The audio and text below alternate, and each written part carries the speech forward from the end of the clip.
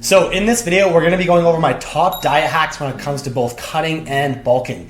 There are various things that you can do to make the process of cutting or bulking a lot easier because let's be real, your body is resistant to change. Your body does not like to change that fast, right? When you're trying to lose body fat and be in a calorie deficit, your body's constantly telling you you're hungry and you want more and more food. The exact opposite is true when you're in a calorie surplus trying to build muscle. Again, your body's telling you you're stuffed, you're full, you don't want more calories, and it can be hard to get those calories in.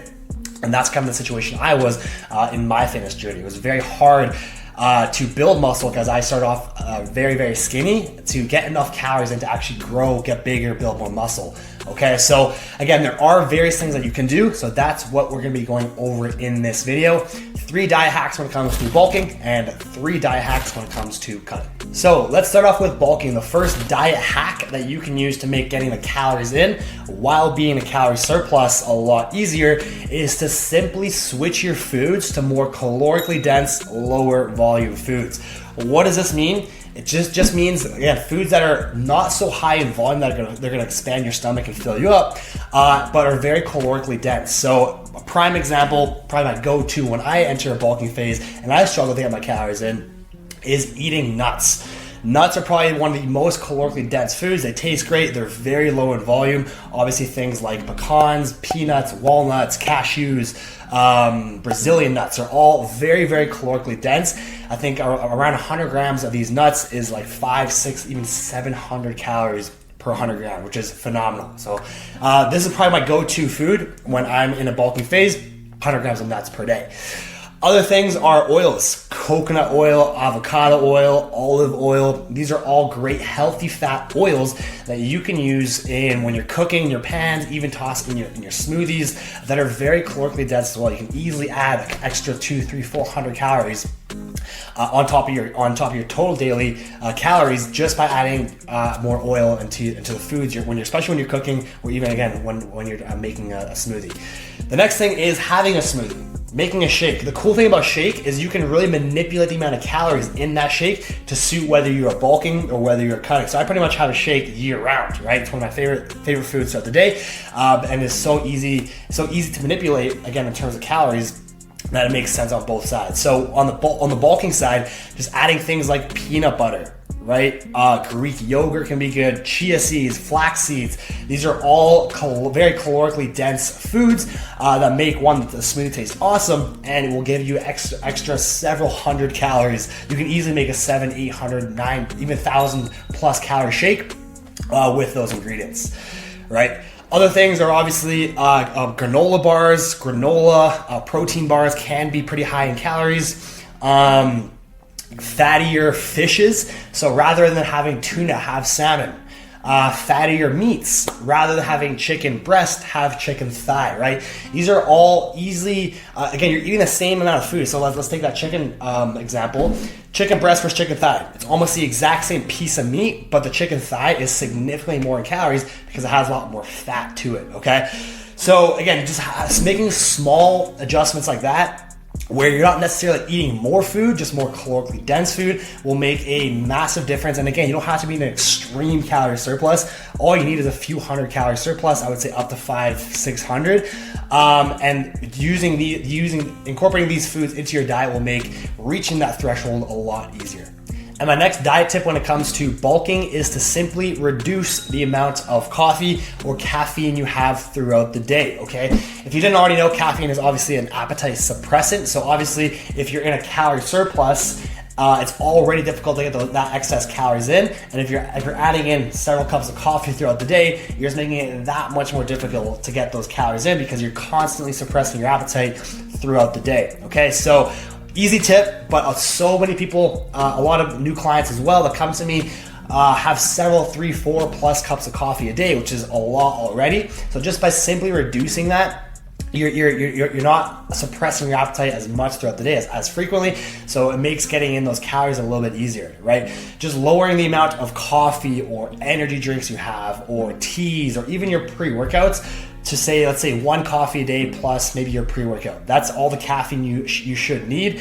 Anything beyond that is just, I think, excessive, and again, it just blunts your appetite unnecessarily, making it that much harder to be in a calorie surplus. So quick and easy tip. Thought I'd bring this one up because it is quite frequent with newer trainees. And my third and final diet tip when it comes to bulking is a very easy and simple one that you can start incorporating into your day-to-day routine, and that is to start eating breakfast. Okay, start including breakfast in your day-to-day routine because obviously this really expands your eating window throughout the day, making it a lot easier to get your calories in. Okay, you can imagine if you skip breakfast. So many people skip breakfast, including myself, maybe for work reasons, or you're too busy in the morning, or maybe you perform better on an empty stomach, or maybe cognitively. Like myself, I tend to skip breakfast most days of the week just because I find I'm more efficient work-wise on an empty stomach versus on a full stomach. So if you are someone that, however, struggles with getting calories in, this is one technique that will really help you. Just having 500 calories to 1,000 calories in the morning first thing will help you greatly. Again, it expands that eating window, so you're not cramming all your food and being stuffed and kind of force feeding yourself in that 8-10 hours where you are eating, but rather spread it out over 12 hours. Give your body more time to digest, and this will make it a lot easier to get those calories in. Again, if you are someone that struggles with getting calories in. If you aren't, if you have no problems eating more calorically dense foods, and you don't really struggle with getting calories in when you're in a calorie surplus, again, you can skip breakfast, no problem. It's really up to you and kind of on how easy it is for you to get those calories in. But if you are someone, the first thing I would do is just start eating more calorically dense foods. That alone should get you into a calorie surplus. But if you still struggle with that, then maybe try expanding your eating window, giving your body more time to kind of digest that food that you're feeding it. All right, so now let's turn over to some cutting hacks. Okay, I think this is where more people struggle. For me personally, at least, it's a lot more difficult to be in a calorie deficit than to be in a calorie surplus when I'm bulking. That's just because I like food. I think most people love food, so I think for most people, it's not a problem slightly overeating versus kind of depriving and restricting yourself of calories and food. So I think this is where more people struggle. So I think these next 3 tips and hacks will help you more so than the first 3. First one being basically the exact opposite of what I said in the bulking tips, but just simply eating high volume, low calorically dense foods. Okay, literally the exact opposite of what I said for the bulking foods. Things like salads. One of my favorite things to do when I'm cutting is make myself a massive salad. Okay, throw in some lettuce or spinach, throw in a ton of different vegetables, some turkey, some chicken.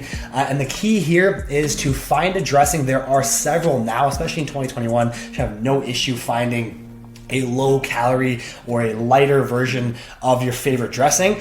And there's even companies now that specialize in 0 calories, 0 sugar dressing. So this is where most people screw up, is in the dressing, especially if you're using like Thousand Island or mayo. These are very calorically dense. Again, I would use these for when I'm bulking, but not when I'm cutting, because that can easily push you. The dressings can be the thing that makes the difference between being a calorie surplus and a calorie deficit, right? So again, make sure that's the key with salads, making sure you're picking a dressing that's very low in calories. A lighter or a 0 sugar would be ideal. But you can add a ton of stuff, make a massive salad, and this will really fill you up for like you can make it easy, a massive salad for less than 500 calories, right? Other things include, probably the best carbohydrate source that you can have is white potatoes. White potatoes are the most satiating, which means it will fill you up more so than any other carb source. So white potatoes are the king when it comes to carbs when you are in a calorie deficit. And then things like your fruits. Don't be afraid of fruits. Some fruits are amazing. They satisfy your sweet tooth. Things like watermelon. You can eat so much watermelon for such a little amount of calories. It's insane. Tastes awesome. Very refreshing, especially in the summertime. Or things like berries. Blueberries, blackberries, raspberries, cranberries, strawberries, very low in calories, and you can eat a ton of them, right? So these are even kiwis and kind of fruits like this. There are so many, just kind of switching out your regular diet for foods that are higher in volume, you can eat more of, but less in calories. And the next diet hack when it comes to cutting is probably the most important one, the one that I find really helps me adhere to the diet. And that is the concept, I'm sure you've heard of, intermittent fasting, okay? Not having anything to eat when you wake up, delaying your first meal till maybe lunchtime. This helps me massively, not just from a fat loss standpoint, but like I mentioned earlier, I'm a lot more efficient cognitively. I can focus better work-wise when I'm fasted versus when I have a massive breakfast and my body's utilizing a lot of energy that I could use mentally with digestion, right? So the way I recommend going about this is don't wake up and slam back some coffees. First thing you should be having is just a big cup or shaker worth of water, right? This is one of the biggest, most important things to do. Just hydrating yourself after not having any water the last 8, 10, 12 hours of the day. Because a lot of times when you wake up and you think you're hungry, it's not actually because you're hungry, it's because you're dehydrated. Like I mentioned, you haven't had any water the last 10, 12 plus hours, whatever it is. So the very first thing you should be doing, have a glass of water or a shaker's worth of water, and that alone should get you going for the next couple of hours, right? I don't have my first coffee until maybe 2 hours after I wake up, and then once I have that first coffee, that will easily get me till like maybe lunchtime. So again, in the morning, I don't have any food in the AM hours. So in the morning, I basically just have coffee and water, and that for me pretty easily gets me to around lunchtime where I have my first meal. And my kind of leads me on to the second half of this tip is try your best to save carbs, your carbs for nighttime, because at least for me and anecdotally for a lot of my clients, as soon as you have a big carb meal, obviously your blood sugar rises and it kind of opens the floodgates and you just become way more hungry. Okay, as soon as that first carb meal hits, an hour or 2 hours later, I want more carbs because sugar is very addicting, right? So try your best to save your carbs for nighttime. When you can enjoy, you can have a lot of carbs for dinner. That's typically when I am the most hungry, is during dinner. Or if you're someone that trains maybe afternoon or even in around lunchtime, that's kind of the best time to have your carbs pre-workout and post-workout. There's no really any need to have carbs outside those hours because again, your body uses carbs as a main source of fuel and energy for your workout. So that is one of the biggest things that I've changed when I start my cutting phase. If you still want to eat breakfast, by all means go ahead, kind of whatever your preference is, but then I would strictly have fats and protein for breakfast. So maybe have a protein shake, some eggs, sausage, stuff like that, bacon maybe, where it's just purely fat and protein. And again, you're saving your carbs for later on the day because again, as soon as you have those carbs, blood sugar rises, kind of opens the floodgates, and you just want more and more carbs. And it's especially for me, it's much harder to adhere to my calorie deficit. If I have carbs in the morning, because again, all I want now is carbs. And my third and final diet hack or tip when it comes to cutting and being in a calorie deficit is to start incorporating carbonated or diet beverages. Okay, this can help massively, especially if you're someone that has a big sweet tooth. I would highly recommend having diet versions of your favorite pops, or maybe sugar-free drinks, sugar-free Gatorades, or even what I'm drinking now, sparkling ice, sugar-free carbonated water, flavored water, or even BCAAs. BCAAs can be awesome, especially if you're someone that has a sweet tooth. Tastes amazing, very low in calories, and again, just amino acids. So this can help massively on top of your water and coffee. Just sipping on one or two of these sugar-free or carbonated sodas or carbonated drinks throughout the day. This can help massively with satiation, feeling full, suppresses appetite, and kind of hits the sweet tooth all at the same time. So I definitely drink one or two of these a day, and this helps massively kind of adhere to my diet and stay in my calorie deficit. So those are my 3 diet hacks when it comes to cutting and my 3 diet hacks when it comes to bulking. Hope you enjoyed it. Hope you use 1 or 2 of these for yourself. Test it out, and we'll see you here in the next video.